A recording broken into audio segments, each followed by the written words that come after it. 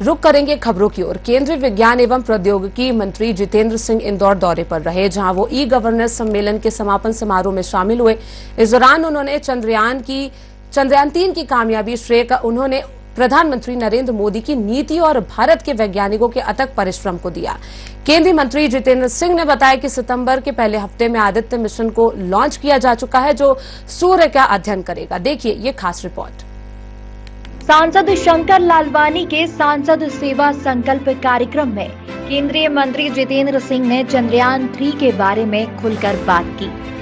चंद्रयान 3 के सफल लॉन्च के बाद ये पहला अवसर था जब केंद्रीय मंत्री जितेंद्र सिंह ने आम लोगों के साथ इस विषय पर लंबी बात की। केंद्रीय मंत्री जितेंद्र सिंह से जब ये सवाल पूछा गया कि रूस और अमेरिका जैसे देश हजारों करोड़ रुपए खर्च कर स्पेस मिशन पर काम करते हैं, लेकिन भारत इतने कम खर्चे में कैसे मैनेज करता है, जिस पर केंद्रीय मंत्री ने कहा कि हम किसी तरह की रेस में शामिल नहीं हैं, बल्कि भारत अपने रणनीतिक उद्देश्यों के तहत स्पेस मिशन को आगे बढ़ा रहा है। साथ ही केंद्रीय मंत्री ने भारत के वैज्ञानिकों की तारीफ करते हुए कहा कि जब कोई महत्वपूर्ण मिशन पर काम हो रहा होता है तो कई कर्मचारी वैज्ञानिक अपनी स्वेच्छा से मदद करते हैं। वहीं उन्होंने स्पेस मिशन को लेकर कहा कि घरों में आने वाला केबल चैनल, मोबाइल पर बात, कैशलेस पेमेंट से लेकर आम नागरिक के जीवन को प्रभावित करने वाले कई ऐसी चीजें हैं जो स्पेस मिशन से जुड़ी हुई हैं। वहीं केंद्रीय मंत्री ने आदित्य मिशन के बारे में बताया कि सितंबर में पहले हफ्ते में आदित्य मिशन को लॉन्च किया जा सकता है, जो सूर्य का अध्ययन करेगा। पूरी तरह से अपने आप को उतार नहीं पाए, क्योंकि और सारी घटनाएं आ गई चंद्रयान इत्यादि, और इसका प्रचार और प्रसार इसलिए भी आवश्यक है कि हमारे स्टेक होल्डर्स देश भर में और हर वर्ग में फैले हुए, जब तक उन तक इसकी सूचना न पहुंचे तो भले उसका लाभ कैसे करें। और जहां तक चंद्रयान का संबंध है, मुझे लगता है कि टीवी ने आपको इतना अधिक शिक्षित कर दिया है, कुछ कहने को रहा नहीं। जिस प्रकार से कोविड के समय में हमारे हर टीवी के एंकर डॉक्टर बन गए थे, इस तरह से वो वैज्ञानिक बन गए। और लेकिन एक तरह से अच्छा है कि इतनी जिज्ञासा जागी, इतनी रुचि जागी कि सब ने उसको पढ़ना है जहां और तो चंद्रयान का अभियान मुझे लग रहा है कि उस बहुत लंबी बात नहीं करके फिर तो सारा दिन लग जाएगा। उसमें संक्षेप में इसके ये है कि चंद्रयान ने जब ये श्रृंखला शुरू हुई थी चंद्रयान 1, तो ये प्रमाणित हो गया था कि भारत अब प्रथम श्रेणी में आकर के खड़ा हो गया दूसरे देशों की बराबर। और हम तो ये भी कहते थे कि शायद कुछ एक पहलू में दूसरे देशों से आगे। अब ये प्रमाणित हो गया कि हम न केवल बराबर की सतह पे खड़े हैं, इक्वल पार्टनर्स, दो चार और देश इस सेक्टर में सक्रिय हैं, बल्कि कुछ एक बातों में मुख्य अगुवाई भी कर सकते हैं। जैसे मैं भी थोड़ी देर पहले कह भी रहा था दूसरे कार्यक्रम में कि भले ही अमेरिका ने पहला मानव चांद की धरती पर उतारा था 3 अगस्त 1970 में, लेकिन चांद पर जल के होने का प्रमाण लेकर आने वाला हमारा चंद्रयान था।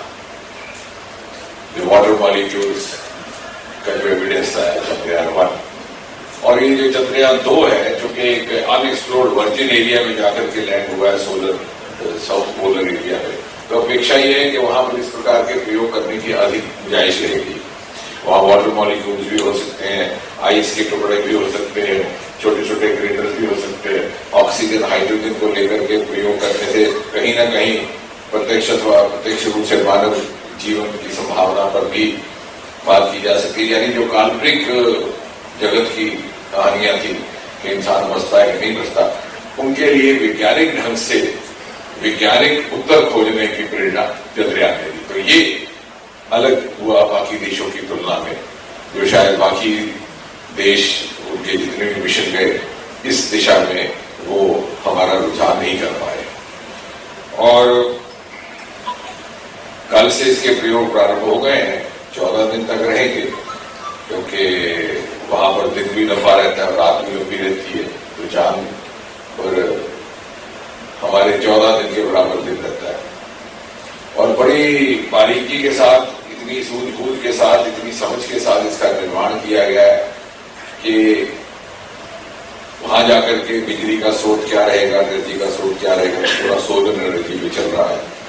चांद कि धरती पर जो सूरज चमक रहा है वही उसके लिए ऊर्जा का स्रोत है। और जब रात ढल जाएगी और जब 14 दिन की रात होगी और वहां रात ठंडी भी हो जाती है, कई बार -200 डिग्री तक ठंड हो जाती है, उसके बाद तक लगभग हमारे जितने अपेक्षित प्रयोग हैं वो मुकम्मल हो चुके होंगे। लेकिन अगर रात ढलने के बाद जब पुनः सूर्योदय होता है वहां पर, और किस आकार में होता है, कितना सनशाइन होता है, और अगर ऐसा हुआ कि पुनः हमारी सोलर मशीनरियां चार्ज होनी शुरू हो गई, तो हो सकता है ये हमारे विक्रम और उसके साथी आगे भी काम करें, तो एक बोनस हो जाएगा। क्योंकि ऐसा हुआ है, मंगलयान हमने 3 साल के लिए भेजा था, अभी भी ऊपर है, हालांकि उसके कामकाज की प्रक्रिया लगभग 5 साल में मुकम्मल हो गई, अब उसकी कोई आवश्यकता नहीं रही, लेकिन वो घूम अभी भी रहा है।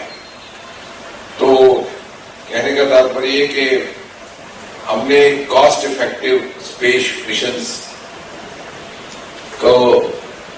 की व्यवस्था भी की है, की योजना भी बनाई है, जो बाकी देशों में नहीं है। अब रूस का जो मिशन नाकामयाब रहा, उसकी कीमत 16,000 करोड़, और हमारे इस मिशन की कीमत मात्र 600 करोड़। और चांद और स्पेस पर जो बनी है फिल्में हॉलीवुड के, उनकी कीमत भी 600 करोड़ से ज्यादा है। और मुझे कल कोई बता रहा था, मैंने ऐसे कहा, क्योंकि मैं बहुत ज्यादा फिल्में नहीं देखता, क्योंकि मेरे किस्म की फिल्में भी जाती रही, हीरो हीरोइन भी जाते रहे, तो मुझे किसी ने कहा कि आज के जो 1-2 एक्टर तो 100 करोड़ रुपया तो फीस लेते हैं। मुझे हैरान हो गया, क्योंकि उन्होंने तो देखा था दोबारा 5-6 लाख रुपए में दिलीप कुमार देवदास कर देते थे। लेकिन ये 2 सूचनाएं मिली, क्योंकि ऐसा ये तो कुछ भी नहीं है। तो कहने का तात्पर्य, लेकिन उसके लिए we have learn to compensate for that through our skill.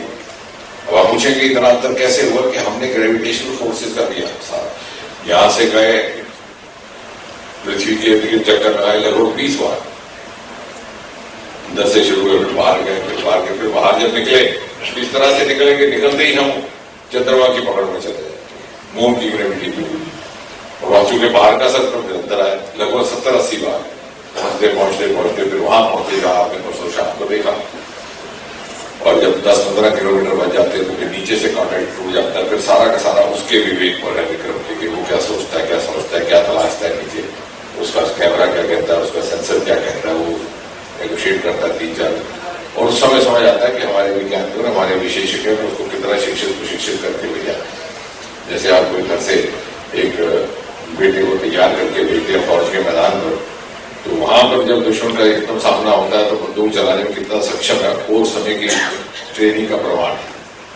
तो यही था, और बड़ा स्मूथली होगा। इसके अतिरिक्त आपने और बहुत सारा कोई देख भी दिया टेलीविजन में, जो चर्चा में आएगा उसकी बात करेंगे। लेकिन जो नेशनल रिसर्च फाउंडेशन की बात की है, सांसद शंकर लालवानी ने नेशनल रिसर्च फाउंडेशन बिल पर भी केंद्रीय मंत्री से बात करने का अनुरोध किया, जिस पर केंद्रीय मंत्री जितेंद्र सिंह ने विस्तार से बात की है और कहा कि हाल ही में लोकसभा में अनुसंधान नेशनल रिसर्च फाउंडेशन बिल को पास किया गया, जिसके तहत 50,000 करोड़ रुपए का सीड फंड रखा गया है, जिसे सरकार और निजी क्षेत्र मिलकर रिसर्च एंड डेवलपमेंट पर खर्च करेंगे। वहीं केंद्रीय मंत्री जितेंद्र सिंह ने सांसद शंकर लालवानी की तारीफ करते हुए कहा कि उनके आग्रह पर चंद्रयान और नेशनल रिसर्च फाउंडेशन बिल पर बात कर खुशी महसूस हुई। नेशनल रिसर्च फाउंडेशन ऐसा विषय है जिस पर विपक्ष के हंगामे के कारण चर्चा नहीं हो पाई थी। केंद्रीय मंत्री ने इस बिल को भारत के भविष्य के लिहाज से बेहद महत्वपूर्ण बताया है। मुझे लगता है कि अभी ये भी सवाल उठेगा कि ये आज से पहले क्यों नहीं हुआ, और ये मोदी जी की सोच और दूरदर्शी का नतीजा है।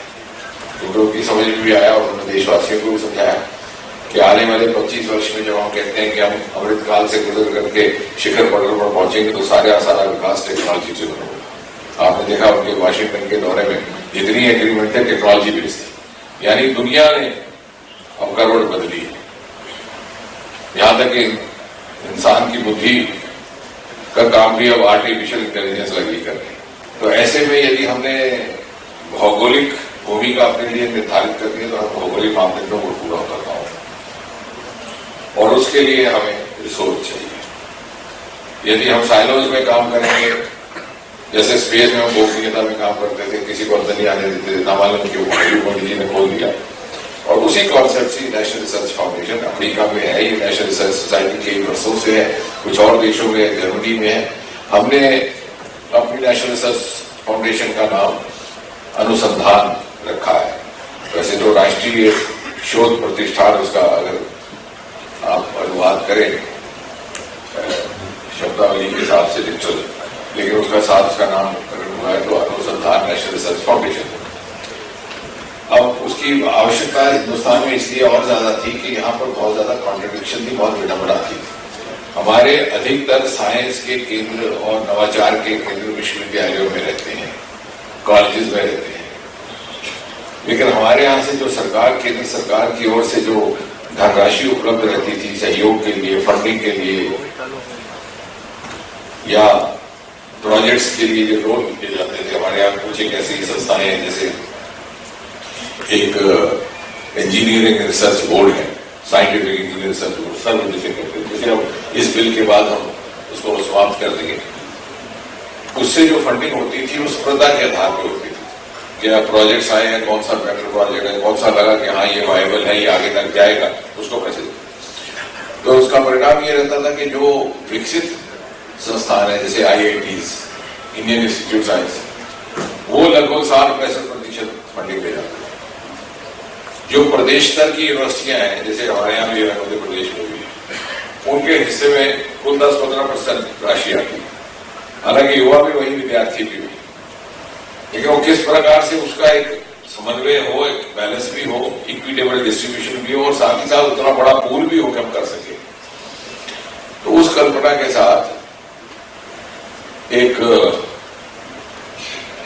ये अनुसंधान प्रतिष्ठान स्थापित किया है, जो मुझे लगता है कि जब ये जमीन पर उतरेगा पूरी तरह से तो जो अमेरिका का संस्थान है उससे बेहतर रहेगा।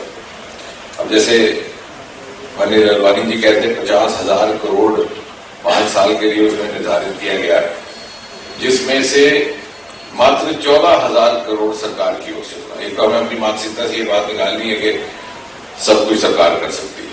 जो देश विकसित हुए हैं वो इसी तरह विकसित हुए कि उन्होंने सरकार पर निर्भर नहीं किया। अगर आज अमेरिका के रॉकेट जाते हैं या उनके स्पेसशिप जाते हैं, नासा से जाते हैं, तो अधिकतर योगदान प्राइवेट एजेंसी इंडस्ट्री का है। और ये जो हमारे मन में एक दूसरे के प्रति थोड़ा सा रहता है स्केप्टिज्म, वो दूर करने का समय है।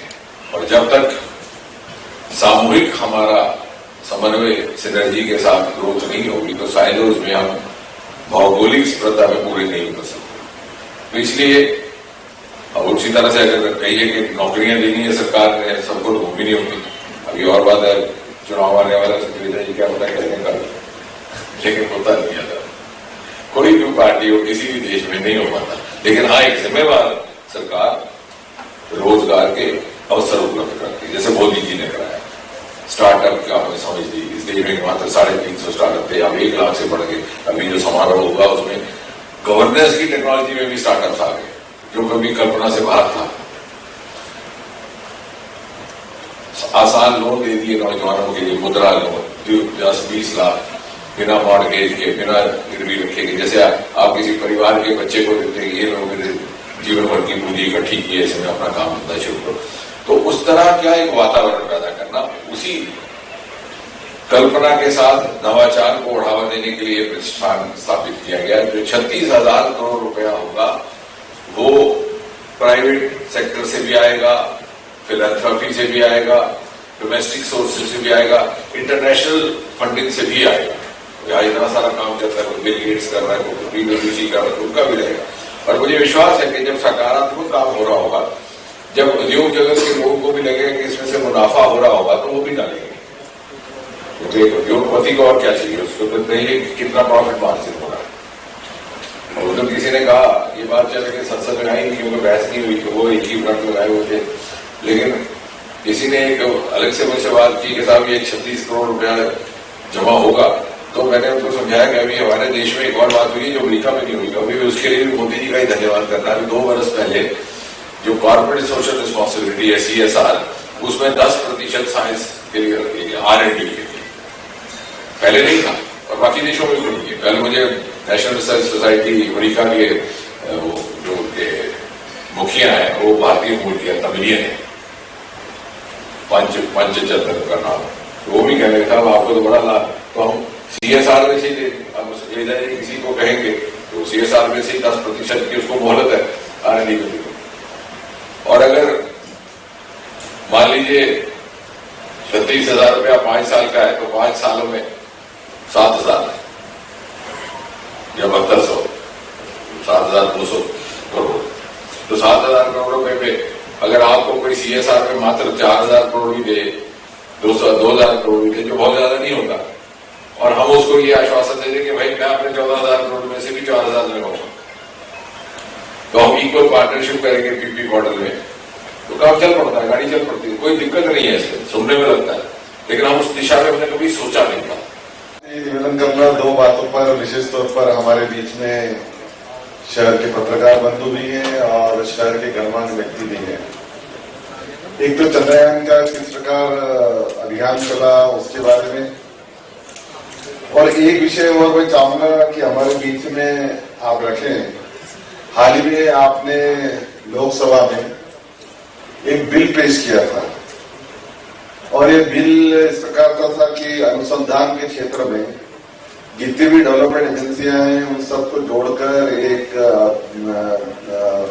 विभाग बना है, और ये प्रधानमंत्री जी के नेतृत्व में विभाग है, और उसके आप देख रहे हैं उसमें 50 करोड़ का सीड फंड है। मुझे लगता है टेक्नोलॉजी और रिसर्च के क्षेत्र में ये सबसे बड़ा अभी तक का जो सीड फंड सरकार ने रखा है।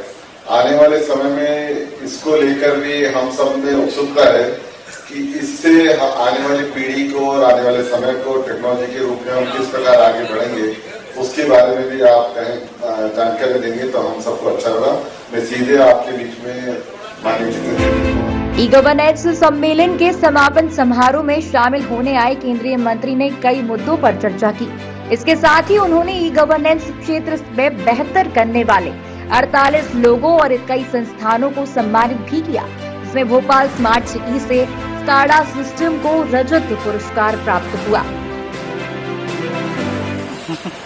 निश्चय और लोगों भी महिलाएं होने जो अपने में एक बहुत बड़ी उपलब्धि है, और जैसे आपने कहा ये गगनयान का हमारा मिशन है। हमारी तो ये कल्पना थी कि जब देश के 75 वर्ष हो आजादी के 2022-23 के उस समय वो मिशन हमारा अपना पूरा क्रम पूरा करे, लेकिन बीच में कोविड आ गया तो 2-3 साल हमारा विलंब हो गया।